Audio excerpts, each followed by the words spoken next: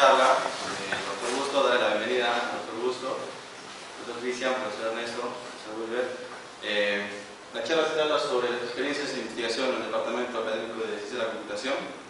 El profesor Bustos es profesor asistente desde el 2007 del Departamento de Ciencias de la Computación de la Universidad de Chile, doctor en Ciencias Naturales en la Universidad de Konstanz en Alemania en el 2006, magíster en Computación en el 2012 e ingeniero civil en Computación en la Universidad de Chile en el 2001. Él es jefe de investigación del grupo de investigación Prisma. Sus áreas generales de investigación son búsqueda por similitud, recuperación de información basada en contenido multimedia, inserción en espacios métricos, multimétricos y no métricos, bases de datos multimedia en industria manufacturera, entrenamiento y otras, reconocimiento de patrones, bioinformática, búsqueda por contenido. Les damos un fuerte aplauso al doctor Bustos.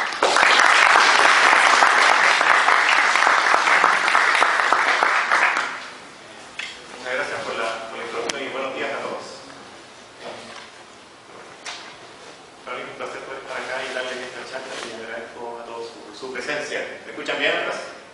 ¿Sí? Entonces, la charla que les voy a presentar hoy es una charla que me ha tocado dar en un curso que se hace en el Departamento de Ciencias de la Computación de la Universidad de Chile, que es sobre metodologías de investigación. Entonces, lo que nosotros hacemos ahí es contar nuestras experiencias sobre lo que hemos hecho en investigación o alguna cosa particular que nos haya sucedido al realizar investigación, y me pareció interesante presentarles a ustedes esta charla porque son alumnos de Ciencias de la Computación, por lo tanto están aprendiendo todo lo que son los fundamentos de esta ciencia. Probablemente muchos de ustedes después van a querer seguir una maestría, después algunos incluso quizás quieran seguir un doctorado, seguir una carrera académica. Así que mi idea era presentarles un poco de qué es lo que se trata de hacer investigación, y que no es tan fácil y pueden haber muchos problemas, pero que uno no tiene que perder el espíritu. Así que por eso esta charla se llama Persiguiendo Ideas. Entonces, el contexto, en el año 2002 yo fui a Alemania a empezar mi doctorado. Aquí hay una foto de la universidad, que está todo rodeado por un bosque muy muy bonito. Se tiene vista aquí al lago, y hacia el lado de acá, hacia acá, hacia abajo, están los Alpes. Y mi oficina estaba justo aquí en este edificio. Entonces, cuando corría viento y no había mucha bruma, se podía ver los Alpes al fondo, que era muy lindo. Y en ese contexto, entonces, me junté con mi profesor guía de doctorado y me dio la que iba a ser mi primera tarea. Mi primera tarea iba a ser escribir un artículo científico. ¿Ustedes les ha tocado leer algún artículo científico? ¿Saben lo que es un artículo científico? ¿Sí? ¿Hay alguien que nunca en su vida haya escuchado la palabra paper o la palabra artículo científico? Bueno, en ciencia uno siempre trata de diseminar el trabajo que uno hace, y para eso se escriben estos artículos, para que los demás los puedan leer y puedan aprender qué fue lo que uno hizo, qué fue lo nuevo que uno desarrolló. Entonces, existen distintos de estos tipos de artículos. Por ejemplo, se pueden dividir en artículos de conferencia, en donde uno envía el artículo, hay una serie de revisores que revisan lo que uno escribió, ve si es importante o no, si es novedoso o no, porque si no es novedoso, entonces no es muy interesante. Y si a uno se lo aceptan, entonces uno después puede ir a esa conferencia y puede presentar el artículo. Y hay otros artículos científicos que son artículos de revista, en donde uno también lo escribe, lo envía. Hay un comité editorial que elige ciertos revisores, esos revisores ven el artículo, también ven si tiene una buena contribución, y en el caso que sí la tenga y recomienden aceptarlo, entonces aparece en alguna edición de esa revista, pero ahí uno no va a ninguna parte a presentarlo, sino que simplemente aparece en la revista, y después si uno lo puede bajar por internet el artículo, o si le llega a la revista y uno lo puede leer.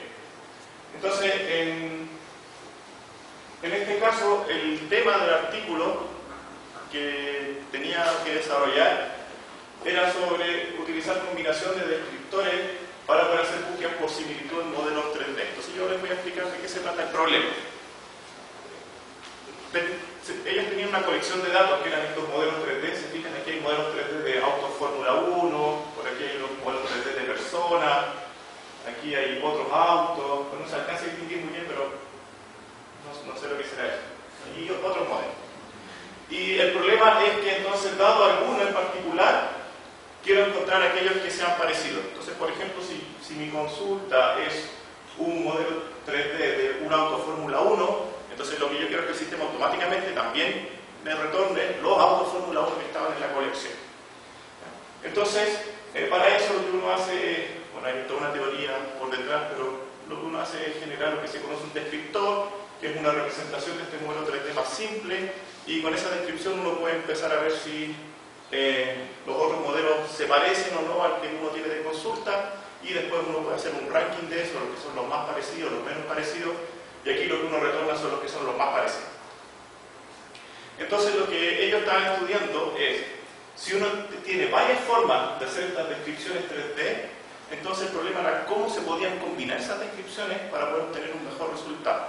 Entonces aquí hay un ejemplo. En la primera columna aparece una consulta con un cierto descriptor. Aquí en la primera fila. En la segunda fila también aparece la misma consulta en el mismo auto Fórmula 1, pero con otro descriptor. Si se fijan, la respuesta es distinta. Aquí aparece auto Fórmula 1, Fórmula 1, Fórmula 1. Aquí aparece una persona que es un falso positivo. Uno quiere evitar encontrar esto. Aquí hay, creo que es un robot, y aquí viene otro auto Fórmula 1. Y en este caso, para este autodescriptor funciona un poco peor, porque aquí al principio hay dos autos Fórmula 1, después vienen cosas que no tienen nada que ver, después vienen de nuevo dos autos Fórmula 1, y por último, como una especie de botella. Tampoco no tiene nada que ver. Pero, si uno hacía una combinación de estos descriptores, de alguna forma que no voy a entrar a detalles, pero uno los podría combinar, y uno hacía la búsqueda, en ese caso se fijan que uno obtiene solamente auto Fórmula 1. Entonces, a partir de estas combinaciones se podía mejorar el resultado. Entonces lo que pidió mi profesor guía era, ok, hay que escribir un artículo científico sobre esto. ¿Sí? ¿Se entendió bien el problema? Entonces, el equipo de trabajo era con otro alumno de doctorado que también recién estaba empezando, los dos empezamos al mismo tiempo. Yo afortunadamente había tenido ya alguna experiencia escribiendo artículos científicos durante mis estudios de ingeniería y después durante mi maestría, así que no me asustó tanto el hecho de que me pidieran a escribir un artículo científico, pero mi compañero no tenía idea, nunca había escrito nada.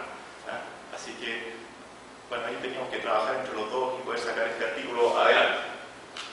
Entonces, y el plazo que teníamos era de 3 meses, porque a los 3 meses estaba el deadline, o sea, el momento en que se terminaban de aceptar artículos para una conferencia muy importante, y que era donde queríamos enviar este trabajo. Entonces teníamos 3 meses para hacer todos los experimentos, para sacar todas las conclusiones y para escribir el artículo completo. Así que bueno, durante ese tiempo corrimos muchísimos experimentos. Esto fue en la época, como en esta misma época, a fin de año, ellos al menos allá en Europa, durante la época de vacaciones y año nuevo, porque no son vacaciones para los alumnos. Y recuerdo que durante ese periodo nosotros nos fuimos al laboratorio, nos tomamos todos los computadores del laboratorio y corrimos experimentos en paralelo y estuvimos trabajando muchísimo. Luego validamos los resultados, o sea, efectivamente se cumplía esto de que se podían mejorar los resultados haciendo las combinaciones, y por lo tanto nos dedicamos a escribir el artículo. Escribimos todo lo que era la literatura relacionada, métodos existentes que se parecían a esto pero que no son iguales, de qué se trataba nuestra propuesta, los resultados de los experimentos, y concluíamos entonces que era una buena forma de hacer búsqueda por sí mismo. Súper bien. Y terminamos dentro de los 3 meses, así que enviamos este artículo para su revisión, para ver si lo aceptaban en la conferencia. ¿Y qué fue lo que pasó?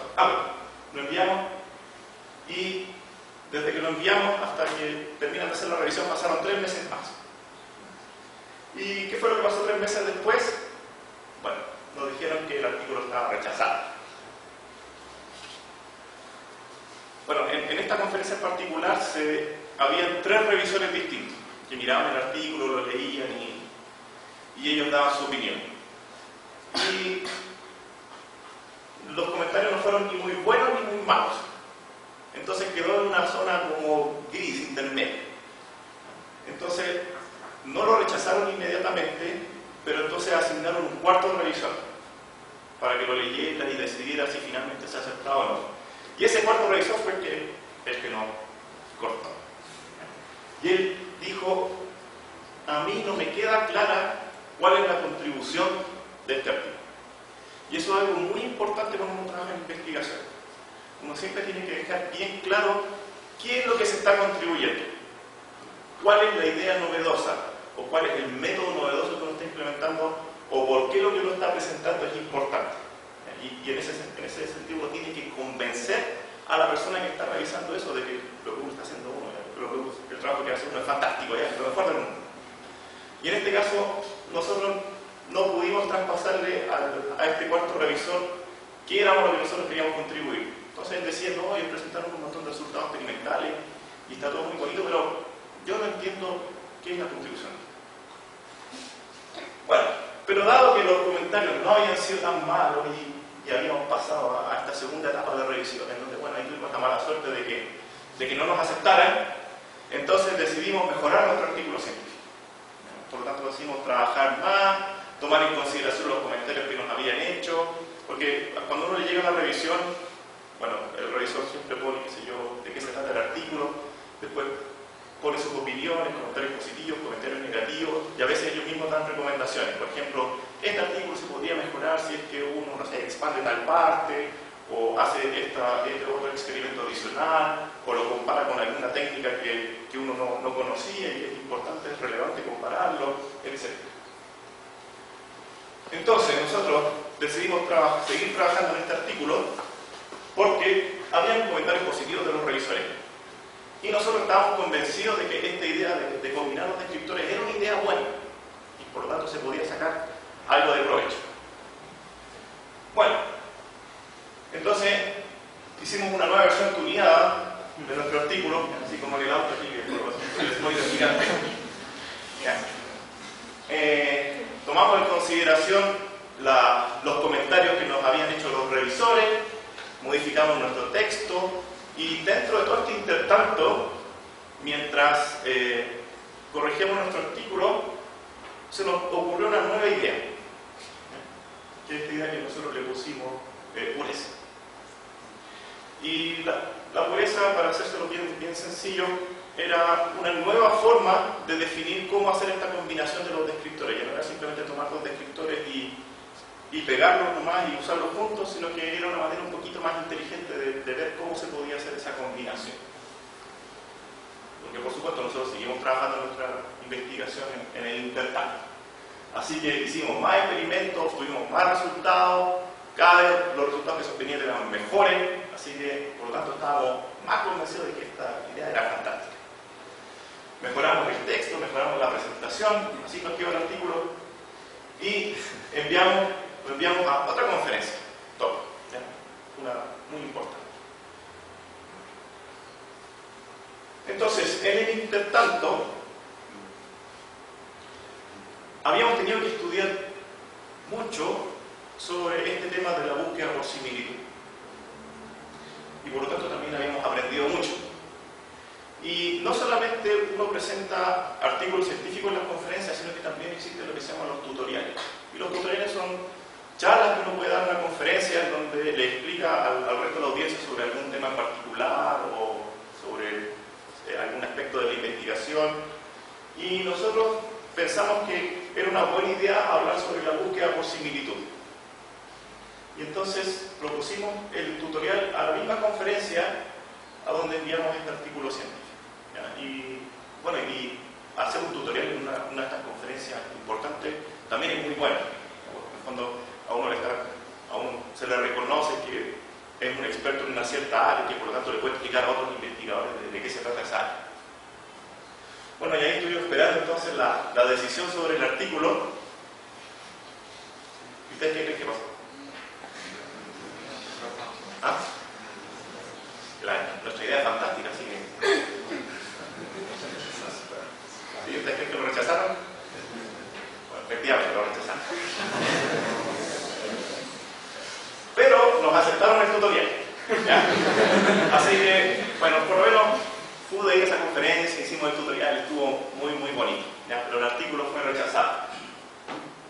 Así que, bueno, nuevamente los revisores daban sus comentarios, decían que eran lo que encontraban bien o lo que encontraban mal del artículo. Y bueno, en estas conferencias, que son las más importantes del área, sí es muy difícil publicar un artículo, o sea, son realmente muy competitivas. Por ejemplo, hay algunas de ellas donde solamente aceptan 1 de cada 10 artículos que se envían. Es muy, muy difícil. Entonces nosotros decíamos, bueno, es complejo, no es fácil. Y estamos en este juego en donde tenemos que tratar de convencer a los revisores de que sí, nuestra idea es buena. Y que estamos haciendo una buena contribución. Y bueno, y todavía no llegamos a ese punto. Así que dijimos, pero la tercera es la vencida. La tercera es la vencida, ahora sí lo tienen que aceptar. Una de las recomendaciones que nos dio uno de los revisores era que el título no era muy adecuado porque no indicaba muy bien de qué se trataba el artículo.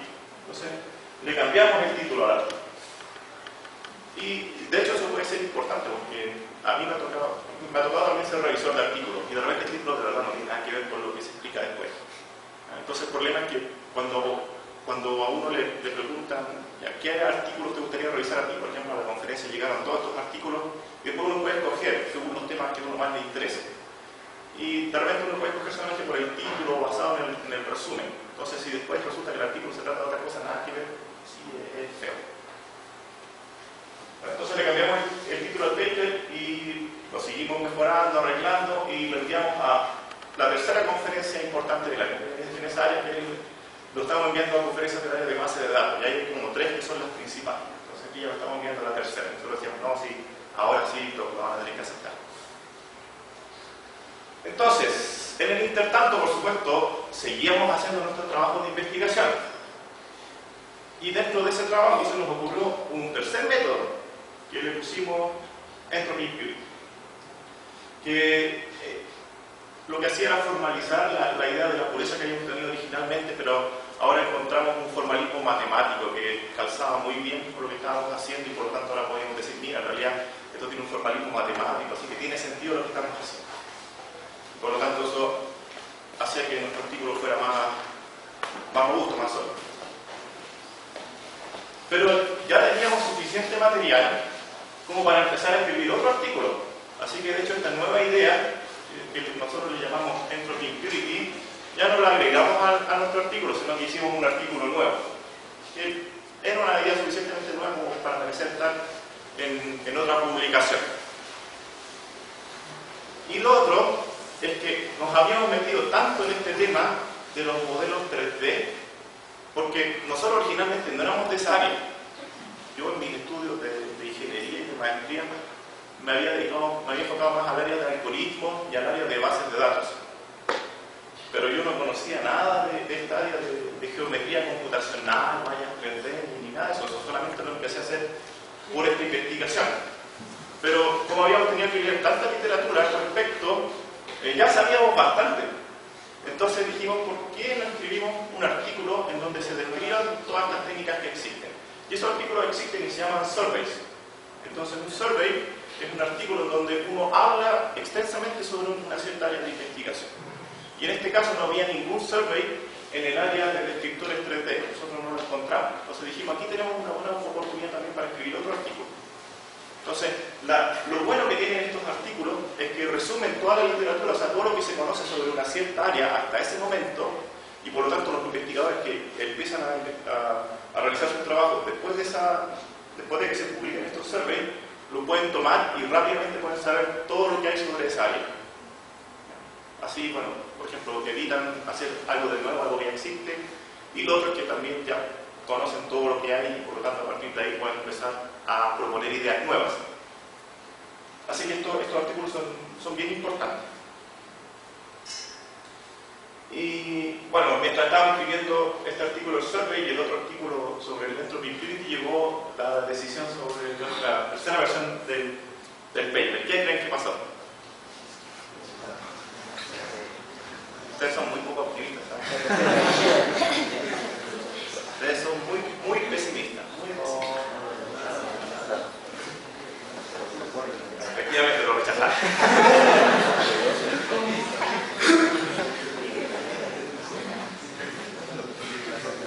¿Conocen ese cuadro? ¿Saben cómo se llama? Se llama el grito de Munch. Bueno, y aquí, ya después del tercer rechazo, uno haciendo un alumno que recién está en su primer año de doctorado, uno se empieza a cuestionar. A lo mejor la idea no es tan buena después de todo. O sea, si ya hemos presentado 3 artículos, los 3 artículos lo han rechazado, entonces a lo mejor no lo estamos haciendo tan bien.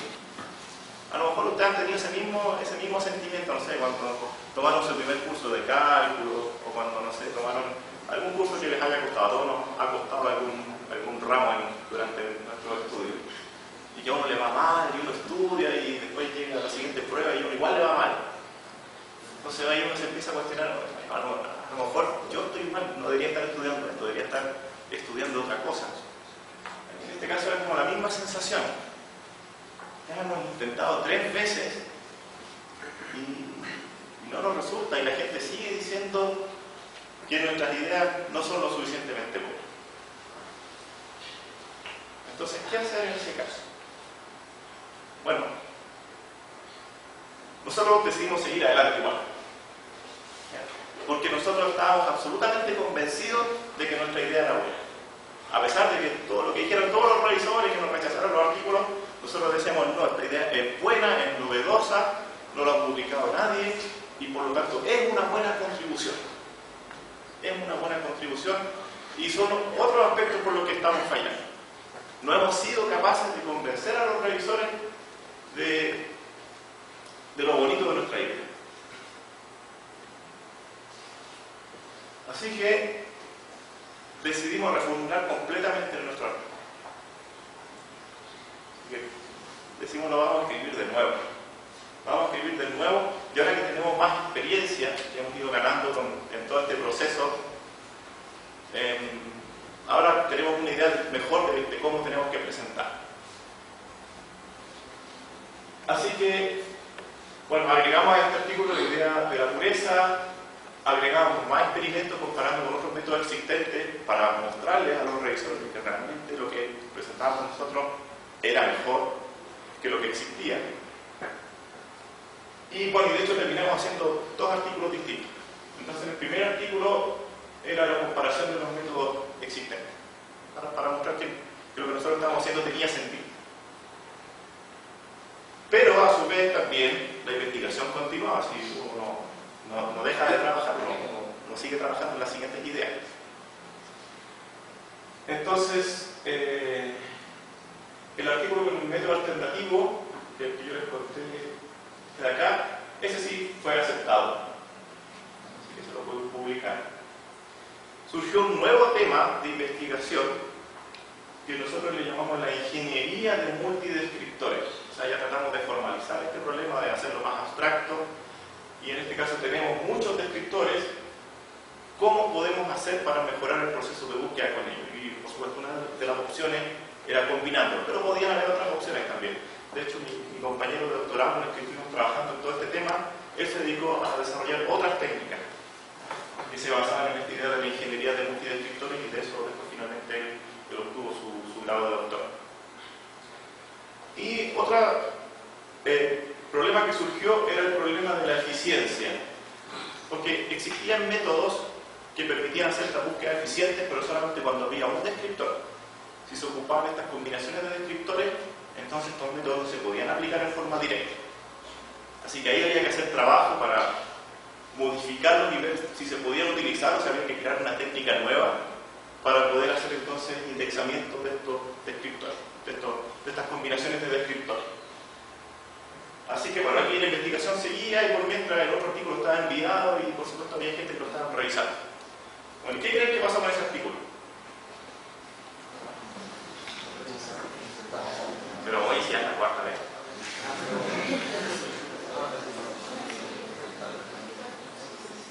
¿Quién cree que lo aceptaron? Nadie. Claro, hay un optimista al menos en esta sala. No, pero resulta que lo rechazaron. Pero esta vez lo rechazaron por algo distinto. Es algo que no nos había sucedido hasta ese momento. Lo que pasa es que las conferencias y las revistas son de tópicos muy especializados. La investigación es algo muy especializado. Cuando uno hace un doctorado, uno trabaja en un problema muy específico. Y en ese problema muy específico se proponen por lo general una solución interesante. Entonces, por ejemplo, si la ciencia ustedes la ven así como un círculo, y cada vez que alguien inventa algo nuevo, este círculo va creciendo. Cuando uno escribe su tesis doctoral, lo que está haciendo es hacer crecer un cachito más ese círculo. Entonces, en particular para este artículo, a la conferencia que lo enviamos, los revisores nos dijeron, ¿saben qué? Su artículo es bien interesante y sus ideas nos parecen bien relevantes. El problema es que no tiene nada que ver con lo que se ve en esta conferencia, ¿ya? Así que bueno, lo rechazaron. Así que aquí hubo otra experiencia, o aprendizaje, de que uno tiene que fijarse bien en dónde va a mandar su artículo. Si no, no le puede pasar eso. Yo lo he aprendido muy bien porque varias veces me lo han seguido rechazando por off-topic. Sigo siendo muy optimista y digo, no, en esta conferencia va a estar muy bien y después no lo rechazo. Así yo todavía no he aprendido muy bien la lección, pero ustedes tratan de aprenderla más rápido. Pero a esta altura ya estábamos curtidos, ya un rechazo más, un rechazo menos, ya no nos iban a desmotivar a esta altura. Así que finalmente decidimos mandarlo a una conferencia mucho más pequeña, pero que era especializada en el tema en este que estamos trabajando de los modelos 3D. ¿Y ahora qué creen que pasó con esto? ¿Sí? Efectivamente, ahora sí lo aceptaron. Así que sí, la quinta versión del artículo fue finalmente aceptada. Por supuesto, nos sentíamos muy ganadores. Claro, no logramos nuestro objetivo inicial, que era poder tener esta publicación de una de estas conferencias top, las más importantes del área. Terminamos enviándolo a una conferencia internacional que igual es importante, pero bueno, hay distintas categorías de conferencias. Están las top, después vienen algunas en segundo nivel, después tercer nivel, cuarto nivel, quinto nivel, hay para todos los gustos.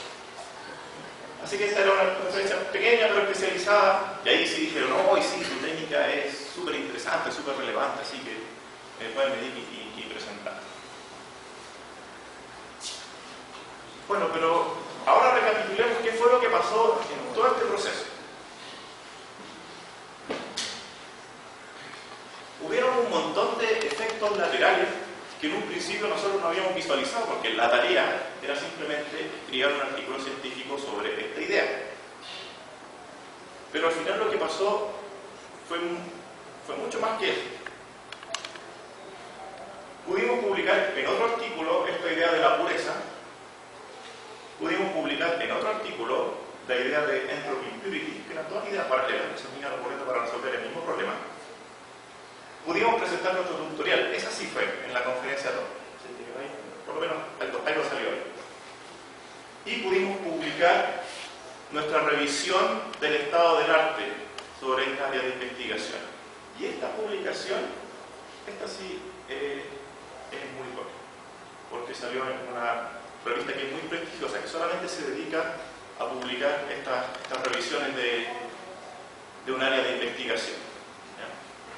Así que al final de todo tuvimos una buena publicación, pero no en el área que pensamos, sino que en algo que salió de forma colateral a medida de todo esto nuevo que íbamos aprendiendo durante la investigación. Entonces, después siguió, por supuesto, el doctorado y seguimos investigando sobre el mismo tema. Salió otro artículo de revista, salieron 2 artículos más de conferencia.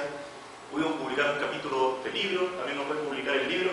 Por ejemplo, bueno, uno puede escribir un libro solo, pero también se da mucho de que haya editores de un libro que quieren escribir sobre un cierto tema e invitan a personas a escribir los distintos capítulos. Entonces, en este caso, nosotros fuimos los autores de uno de los capítulos de un libro general sobre todo este tema de investigación. Después, alguien que sí encontró que nuestra idea era fantástica, le puso nombre, le puso offline supervised learning, o sea, aprendizaje supervisado offline, y de hecho ahí siguió después desarrollando el tema, inventó otras técnicas, o sea, como que lo formalizó y siguió creando otros métodos. Y esto, aproximadamente toda esta investigación correspondió a un tercio de mi trabajo total de doctorado. Así que nada de este trabajo se perdió, a pesar de que consistentemente nos fueron rechazando nuestro artículo, no se perdió nada. Al contrario, las ideas se fueron refinando, reformulando, fuimos aprendiendo más. Lo que sí era importante era no perder la motivación, porque no sé, si ustedes están haciendo un curso y tienen que hacer pruebas durante ese curso y consistentemente les va mal, les ponen mala nota, mala nota, mala nota, mala nota, uno como que se desanima, ¿cierto? Pero uno tiene que estar convencido de que lo que uno está haciendo es bueno. A lo mejor hay que buscar otra manera de hacerlo, otra manera de presentarlo. Pero si uno cree que su idea es buena, entonces uno no la tiene que soltar. No la tiene que soltar y tiene que perseguir. Entonces, ¿qué más ha pasado a largo plazo? Bueno, a largo plazo, al final de esta investigación sí resultó ser bien interesante. Y, por ejemplo, este artículo de la revisión del área tiene muchas citas. ¿Qué son las citas?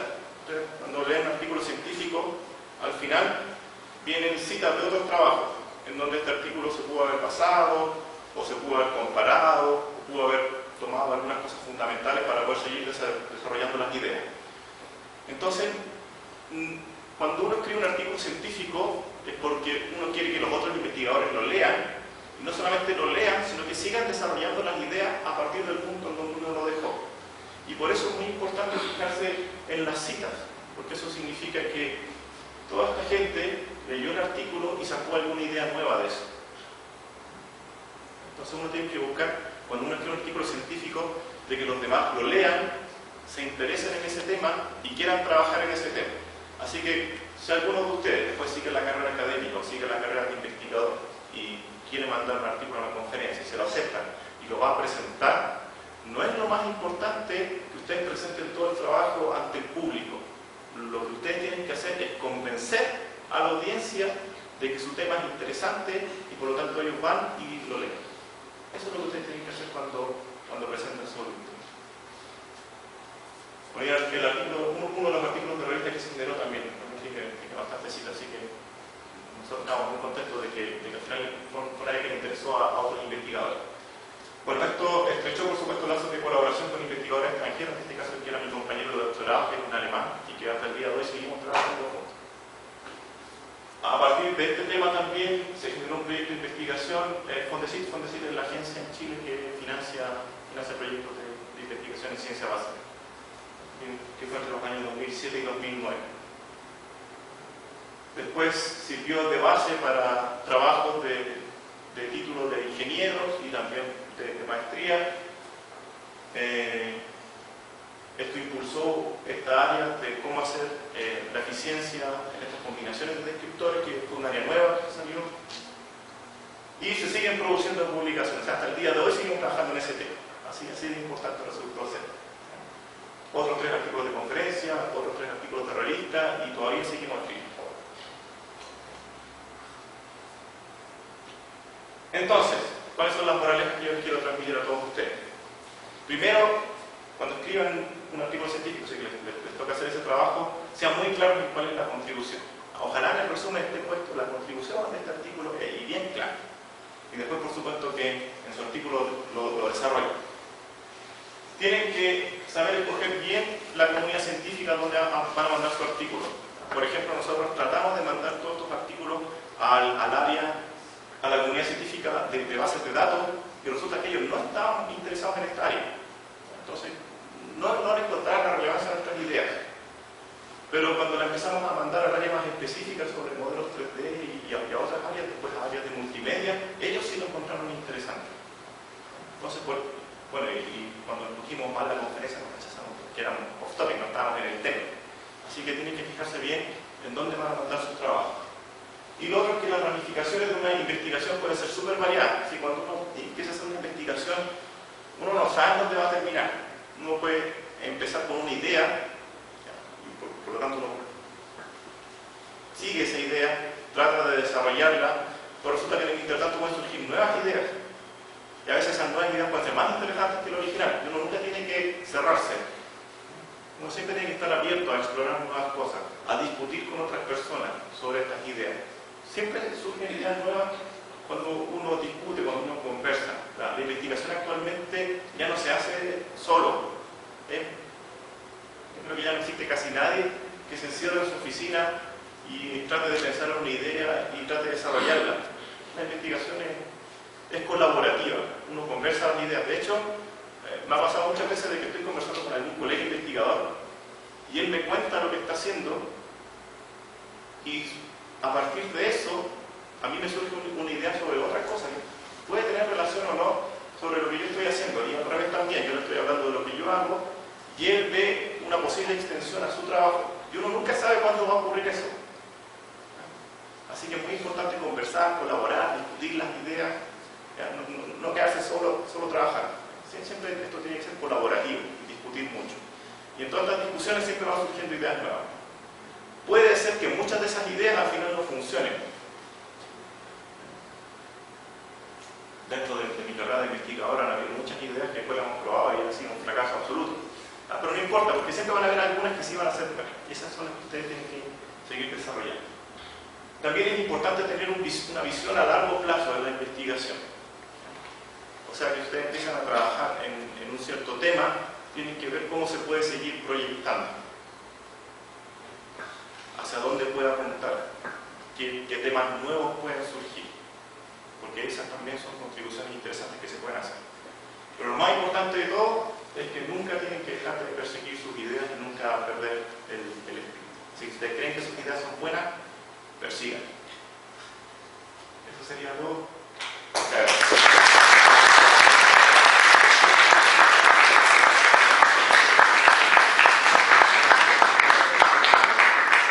¿De repente alguna pregunta? Sí, si tienen preguntas, sí. Doctor Busto, buenos días. Me gustaría que nos comente un poco acerca de por qué eligió Alemania para hacer su doctorado. Esa es una buena pregunta. La verdad es que yo no escogí. Cuando yo estaba haciendo mi maestría, había un plan en la facultad que era un plan de formación de académicos. Lo que pasa es que había todo un proceso de tratar de renovar, de encontrar gente nueva para que fueran profesores, y una de las condiciones que tenía ese plan era que uno se tenía que ir a hacer su doctorado al extranjero, uno no lo podía hacer en Chile. Entonces yo postulé a una de las plazas que había para ese plan y por suerte la pude obtener. Entonces empecé a planificar rápidamente a dónde podía ir. Y yo originalmente tenía pensado ir a Estados Unidos a hacer mi doctorado. Pero justo en esa época, mientras yo estaba terminando mi maestría para poder viajar, descubrimos un grupo de investigación en Alemania que estaba haciendo cosas muy similares a la investigación que yo realizaba en mi maestría. Entonces nos llamó mucho la atención eso. Y mi profesor guía de la maestría se puso en contacto con el grupo de investigación en Alemania.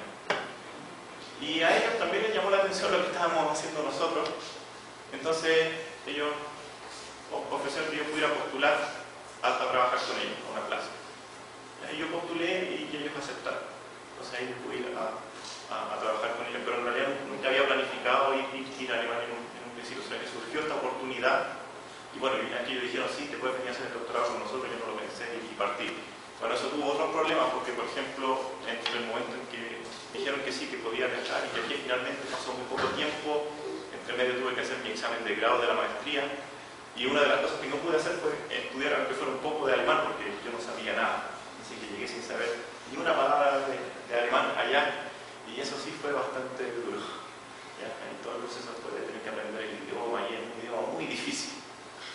Así que eso fue más coincidencia. Una pregunta más. Agradecemos al doctor Evelyn Bustos por la brillante charla que nos ha dado, que ha sido muy motivadora para todos nosotros. Y los invito, en unos 10 minutos, al primer encuentro de Ciencia de la Computación, que va a contar con la